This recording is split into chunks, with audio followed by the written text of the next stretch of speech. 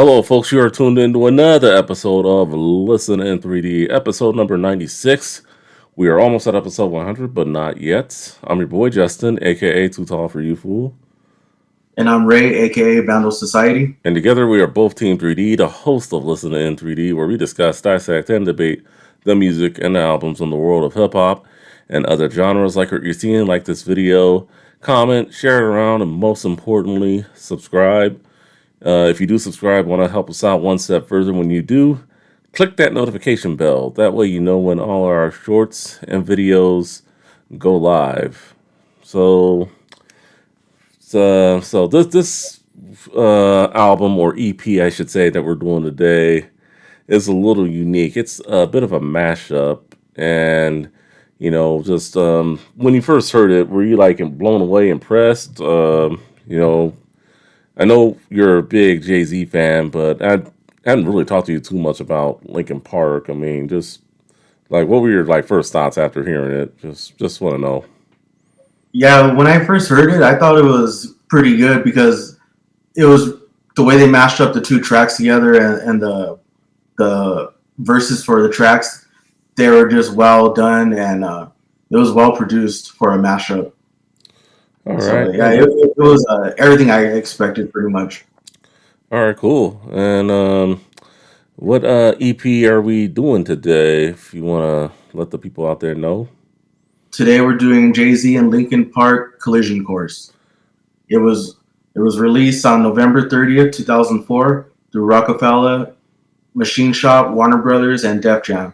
It's a mashup EP that peaked at number 3 top R&B and hip hop and number 1 Billboard 200. The singles are Numb Encore, and the music videos are all the songs that's on this EP on the DVD version. There are no guest appearances for this. All right, sounds good. Sounds good. So, this collision course. So this came up through what was it? MTV's Ultimate Mashups presents. So it was an idea for MTV, and it was inspired through what was his name? Danger Mouse and the Gray album, which was a mashup of Jay-Z and the Beatles. MTV originally were only going to do 2 songs, but then it changed to 6. Production on this was handled mostly by Mike Shinoda and Jay-Z for the most part. And believe it or not, it only took them 4 days to record. Yeah, they're pretty, pretty prolific and fast recording artists, man. Like that's pretty good though. 4 days. Yeah. So this mashup collision course from Linkin Park's catalog. It featured 3 songs from Meteora. This is not an album we've done on this show yet. I hope to do it one of these days.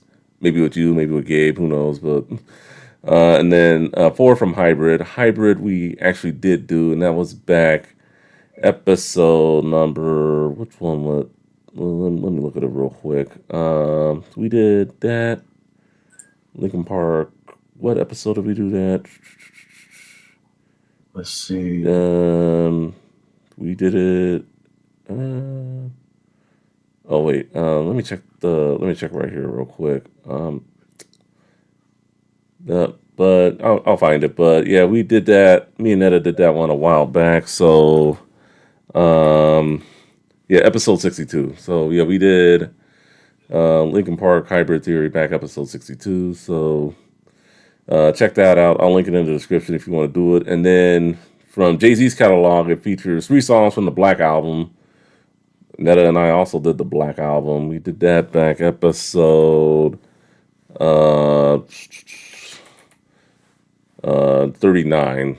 Way early, like over a year ago, early on. So, so yeah, check out our review on the Black Album, and it also featured material from Volume 3, Life of Times, Life and Time. well, yeah, Life and Times of Sean Carter, and Volume 2, Hard Knock Life, and one from the Blueprint.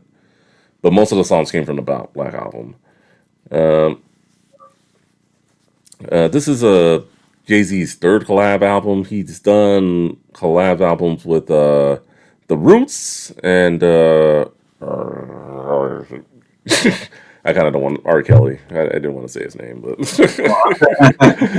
so I mean, he has done collab albums before, and this is the third one. I believe the next one he do after this one in terms of collab would be the one with Kanye. Uh, so um, so he did that, and then and Linkin Park had collaborated with various artists on their remix album of Reanimation, which you do have, right? Yeah, Yeah. yeah, yeah, cool, cool. So, aside from that, just the single Encore won a Best Song Collaboration at the 48th Grammys, and then the album received pretty good reviews for the most part, and sold 368,000 copies in its first week. And for the most part, it went pretty well, and it did very well for an EP. I think it's, if I'm not mistaken, probably one of the best EPs ever to sell like that. So I mean, so Yeah, anyway, they were pretty hot at that time. Lincoln Park. yeah, Really. definitely. So I do want to know.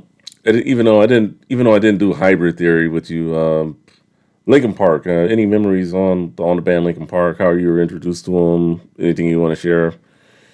Yeah, man. So back in high school, like I don't know, man. Just growing up, I was able to meet like quite a few different, interesting people that had ties to either these bands or this artist or this label or whoever. But one of my friends that shout out to Sergio. I still talk to him on from time to time on Instagram. But yeah, we went to high school together, and he hooked it up with a couple of cassettes from Linkin Park. It was basically like a, how would you say, like a yeah, it was like a promo cassette, and then he gave me a CD that had two tracks on it, and it was a Linkin Park before they were known as Linkin Park. Oh yeah, they were going as Hybrid, I think. Hybrid Theory. Hybrid Theory, yeah, yeah. Yeah, Eventually, and then I guess there was another band with Hybrid Theory, and then there was another band with a similar name. So yeah, they just changed the album to that, and then they went with a new band name, which Linkin Park came about for. I guess Chester visited Linkin Park in Santa Monica or something like that, yeah, from yeah. what I can So remember. yeah, so I had that CD, and it was cool, man. It had two tracks on it, and it was before Linkin Park became who they are. Mm. And the cover of the CD was a sticker of their logo, which was like HT on it. It was just a circle with the letter H and then T in the middle. But yeah, I had those, and then I had it, but I didn't really pay it any mind until I started really hearing Linkin Park on K Rock at the time. So when Hybrid Theory came out and all the singles for Hybrid Theory came out, I started tuning in more and started listening to it more. And from there, I just been a fan up until I would say maybe 2007. I kind of started falling off after the whole song they did with the Transformers. That was pretty much Mm. like the last time I really stopped, listening to them. I still go back to their classics. Meteora and Hybrid Theory are one of my favorites, and I got to see Linkin Park in 2004 with a couple of homies at the time. We went to the Meteora for the album Meteora. It was Project Revolution. That was the name of the tour they used to throw, Mm. the Project Revolution tour, and we saw them in what is that? I think San Manuel Amphitheater, or it's off the 15 in San Bernardino, I think, or Oh, I know you're talking about the Glen Helen. yeah, Glen Helen, yeah, Okay, that one, yeah. yeah, So we saw them in 2004, and that was a pretty fun concert. So yeah, ever since then I've just been a fan. Matter of fact, my brother and my nephew are going tomorrow to see them at the Intuit Dome in LA. oh, nice, So nice, right on. Now, hopefully they have fun. yeah, Definitely Lincoln Park. I mean, I would like to see him perform one of these days. Unfortunately, Chester Bennington, their lead vocalist, no longer with us. Wish I could have had the chance to see him perform live. yeah, But Meteora, definitely my favorite record from Lincoln Park, along with Hybrid Theory, their debut. I mean, I think those two albums go hand in hand. Definitely a lot of great music on there. And Yeah, then I those kept, yeah, and then I kept up with them after, the Transformers movie and, the projects they did after that. I recently did get their greatest hits compilation paper cuts, and oh, it is great to just see them back together again. So I mean, definitely Linkin Park, great band. Hopefully, I can talk Meteora one of these days. Also have Meteora on vinyl. oh, nice. And That's cool. then did I get? Yeah, sometimes you have so much in your record collection you forget what you buy. I was gonna say, did I get Hybrid Theory? I don't think I Yeah, got it yet, but I mean, if I do got it, then it just tells me I'm getting old. But how but that happens, man. Like sometimes I'll dig in my records and I'm like, damn, I have this album. I don't remember buying it, or yeah, I didn't even know I had doubles of this, or I have this album, or whatever the case is. yeah, that's why whatever you're collecting, whether it be movies, music, video games, just if you have a lot of it, make sure you just keep an inventory of it because it can help you and it can help you save money too in terms of just Yeah, true. not buying the same thing again. Yeah. But doubles never hurt. You Yeah, can doubles never always, hurt though, especially in music. yeah, All right. So so I figured. So I know we've talked, Lincoln Park back when we did him. Some episodes back when we did a Reasonable Doubt. So just wanted to get your take on Lincoln Park there. So aside from that, so let's get into the artwork.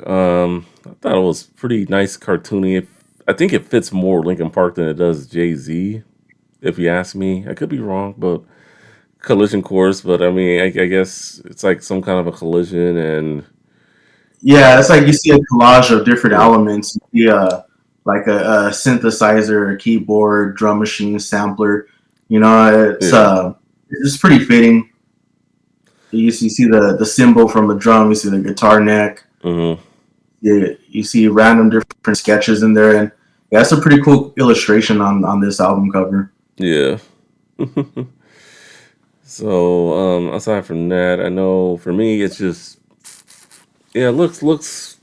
Yeah, you see like a bunch of different like elements, like a microphone here, you know, like a turntable there, just all some stuff all over the place.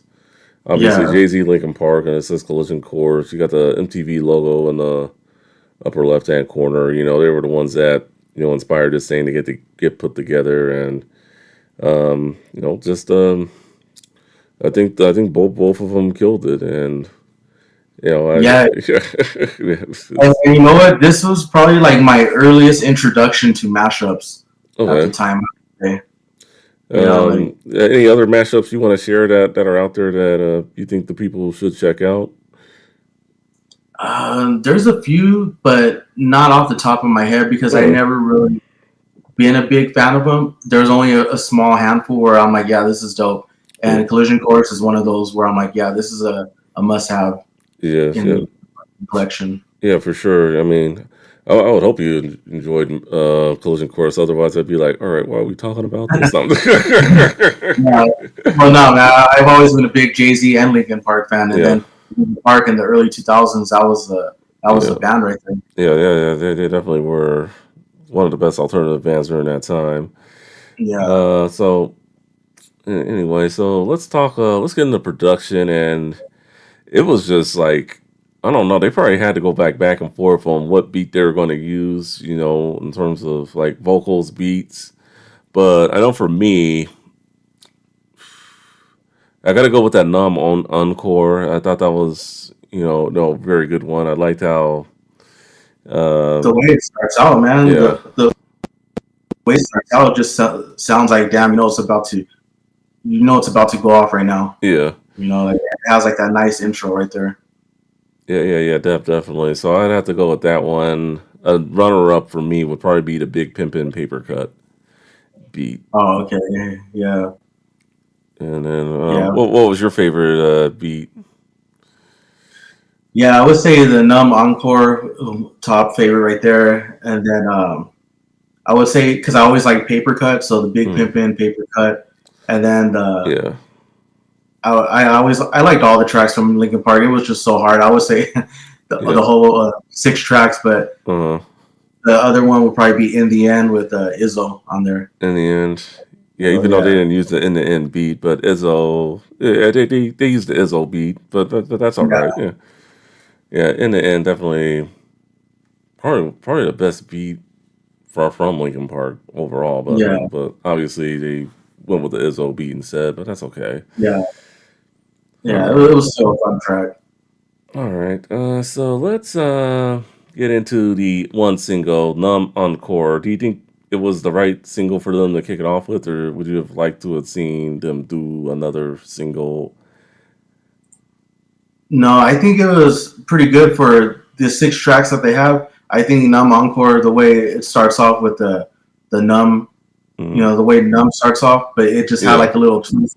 The way the production was on this mashup, it had like a little twist to the way it started off, and it kind of hit harder. And I felt like it was nice, a nice single for the EP right here. yeah. It definitely was a good single for the EP, and with Linkin Park coming off of Numb, Numb. I mean, it could be a debate between Numb and one not one step close. In the end, of what's their best song is, but I think they were coming off. Numb was newer, people knew Numb, and Yeah, it was definitely a timeless song. So I think they went with the correct song there in terms of the beat, and then Encore, with the Black Album, supposedly supposed to be Jay-Z's last album. I think he did the right decision to come out of retirement, I guess, or not make it his I last agree. album. So, but if it was his last album, it would have been a nice walk off song encore. So, at least in my opinion. But I Yeah, think to have those two songs together, Numb and Encore, that amazing, just great. At least in my opinion. So they they did the thing there. yeah. I thought it was a pretty good single for that. All right, so anyway, just one single, and then the video. Really, not too much to say about the video footage. I would just say it is on YouTube. It's just them performing, and behind the scenes footage of them putting the whole project together. But I would say if you want to watch like the whole entirety of it, of the whole performance, they did it at the Roxy Theater, and so definitely check that out, the DVD, if you want to see how they put the whole thing together. And it should be a video for all 6 tracks for the most part. So I thought that was Yeah, pretty cool. All right. Well, speaking of the tracks, we get there that time of the episode where uh, we choose our 3 favorites. Well, the good news is there's not very much to choose from. It's EP, so it's only 6 tracks. Which ones are you going with, or you want me to go first? All I'll go with the Numb Encore track, Big Pimpin' Paper Cut, and Izzo in the end. right. But yeah, it was just hard, man, because I like all the tracks. Like it's only 6, but I liked all of them Yeah, because I think for me, I might be cheating a little bit here, but I'm going to go with the Numb Encore, the Big Pimpin' Paper Cut, and then yeah, I'm going with the last track there. I love the 99 Problems track from Jay we're Z one off the step Black. closer. Yeah, that was a nice track. So, Yeah, but Points of Authority and One Step Closer. Oh man, yeah, just yeah, yeah, that, true. that that was just a monster track in the end. I love how like in the middle of the song the beat changes and then they go one step closer. Like, oh, you got to be kidding me! Like, Yeah, um, Dirt Off Your Shoulder is in line from you. That was a honorable mention, but yeah, for the most part, those are the 3 I'm going with. But great album overall. So yeah, yeah, great EP. Just you don't they don't make. I feel like they don't make EPs like they used to, but 'cause you saw them a lot in the '90s too. And we've done a few on this show. We've done the Killer Will EP. We've done what else? We've done the Easy E EP. It's on EP. Yeah, we've done that one. So there are a lot of EPs out there that we still potentially can do. Just Yeah, I would say maybe into the 2000s, like that's probably when it started fading away. mm, Like probably like 2010 and after it might have been like fizzled out by then. yeah. Oh yeah, another EP we did was Little Wayne's The Leak. I remember. Oh, okay. So we've done quite a bit of EPs on the show. But yeah, I would say like mid to late 2000s is when it started fading away. If you do see EP, it's usually just released to streaming services these days. So um, it's EPs are, I think they are missed, and what I liked about them is not it'd be a nice follow up to an album or like a lead up to an album. Yeah. That's what was pretty cool about EPs. So anyway, so we discussed our three favorite tracks. Album cuts and expansions. There were no like cuts or anything, at least none that I know of. And expansions. I believe the CD and DVD is still available if you want it. I don't think it's off the market. It's through Warner Brothers, so I don't think and hardly any of their stuff goes out of print. So yeah, so I'm sure if you want it, you can have it. I'm not sure. Well, maybe you might know this. Is it on vinyl? I think it is. I Okay, think I remember seeing it a while back. Yeah. okay. So yeah, it is on vinyl too. Definitely go out and get it if you really want it. I mean, if I see it for a good price, I'll probably pick it up. I do. At least would want the CD and DVD, but that will definitely be one of those I could look to get. Okay, so recommendations. So I put here for recommendations Linkin Park's Meteora, and then Jay-Z's The Black Album. Like I said earlier in the episode, we did that back episode 39. I'll link that one along with the Linkin Park episode Netta and I did in the description if you guys want to go back check out those episodes. Um, and then the last one I went with was Kanye West, The College Dropout. That came out in '04, and I know he did like contribute some vocals, even though he wasn't like a feature artist. So he did contribute some vocals to the project here. So I figured I'd just go with those recommendations. Any recommendations you have or I want would to say shout the out? same.